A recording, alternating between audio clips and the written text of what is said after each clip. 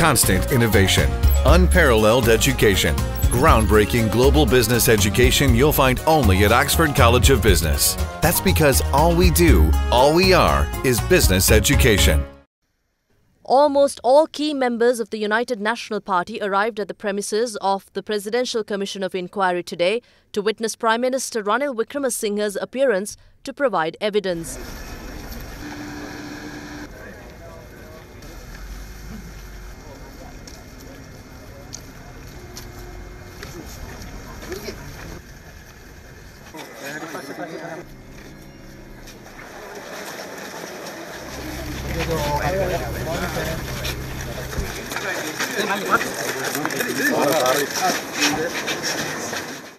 At the beginning of the sitting, Commission Chairman Justice K.T. Chitrasiri clarified that the Prime Minister's appearance was purely voluntary, adding that he is neither a suspect nor an accused. Justice Chitrasiri also noted that the Premier had consented to testify before the Commission and accordingly 2 questioners were earlier sent for which the Prime Minister had responded and returned with affidavits. The Commission questioned the Premier about his written responses, including his acknowledgement that he was aware of a conflict of interest arising due to the relationship between Central Bank Governor Arjuna Mahendran and former Director of Perpetual Treasuries Arjun Aloysius. Prime Minister Wickremesinghe clarified that he instructed the former Central Bank Governor that his son-in-law Aloysius had to resign from Perpetual Treasuries and its related business activities. The Premier was also clear to the Commission that he had no knowledge of any other subsidiaries of Perpetual Treasuries.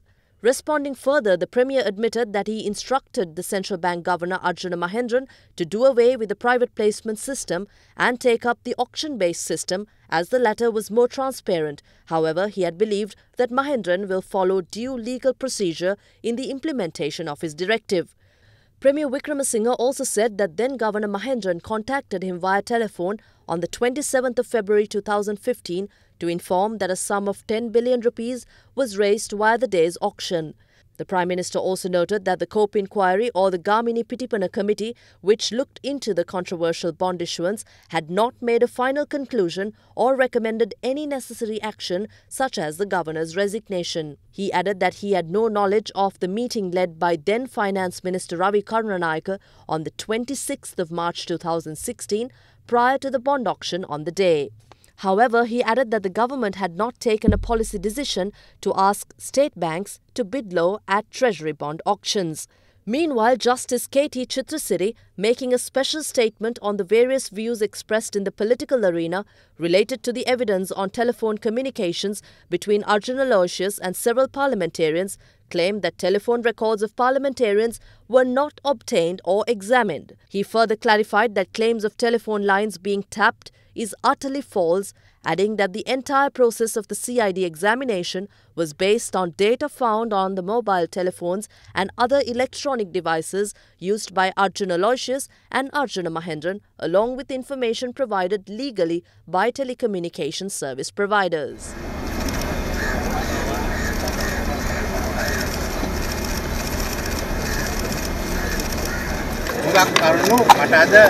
For the first time in history, a Prime Minister was requested to appear before the Commission to clarify details. I thank the Chairman and the members of the Commission for giving me that opportunity. I had the chance to clarify a lot of issues including our economic policy and the damage done to the country's economy. My party and I step forward without any fear because we are going to continue the good governance policies as we promised. We have nothing to hide. Mistakes may have been made, but we will definitely ensure good governance.